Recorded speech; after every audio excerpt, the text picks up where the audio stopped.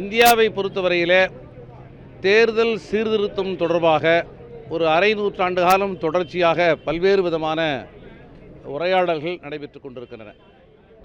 இந்த தேர்தல் சீர்திருத்தம் என்பது மிக முக்கியமாக விகிதாச்சார பிரதிநிதித்துவத்தை மையப்படுத்தியதாக இருக்க வேண்டும் என்று 2015 நீதிபதி ஷா அவர்களது தலைமையில் உருவாக்கப்பட்ட சட்ட ஆணையத்தின் பரிந்துரை நமக்கு ஒரு அறிவுறுத்தலை தந்திருக்கிறது.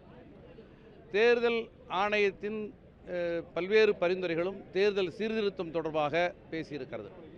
அனைத்து விதமான பரிந்துரைகளையும் நிராகரித்து தேர்தல் ஆணையத்தின் அடிப்படை தன்மையே சிதைக்கக்கூடிய வகையில் பாஜக ஒன்றிய அரசு பல முயற்சிகளை மேற்கொண்டு வருகிறது. அந்த அடிப்படையில் மக்கள் தொகையின் அடிப்படையில் மக்களவை தொகுதியை இங்கே மறுசீரமைப்பது என்கிற பெயரால் தென் மாநிலங்களை திட்டமிட்டு வஞ்சிக்கிற பாஜக ஒன்றிய அரசின் இந்த மோசமான ஜனநாயகத்தின் மீதான தாக்குதலுக்கு எதிராக இன்று தமிழகத்தினுடைய முதல்வர் மாண்புமிகு அண்ணன் அவர்கள் ஒரு மகத்தான வரலாற்று முயற்சியை மேற்கொண்டிருக்கிறார்.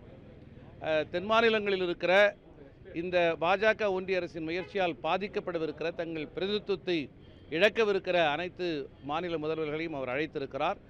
அனைத்து மாநில முதல்வர்களும் அதற்கு உரிய மதிப்பளித்து தாங்களே கலந்து கொள்வது, தவிர்க்க இயலாத இடத்தில் 1-2 இடங்களில் உரிய பிரதிநிதிகளை பங்கேற்க வைப்பது என்கிற அடிப்படையில் நாளை நடைபெறவிருக்கிற இந்த கூட்டம் தமிழக வரலாற்றில் தேர்தல் சீர்திருத்தம் தொடர்பான பயணத்தில் ஒரு மகத்தான முன்னெடுப்பு. இந்த முன்னெடுப்பு வெற்றி பெற விடுதலை சிறுத்தைகளின் வாழ்த்துக்களை தெரிவித்துக் கொள்கிறேன்.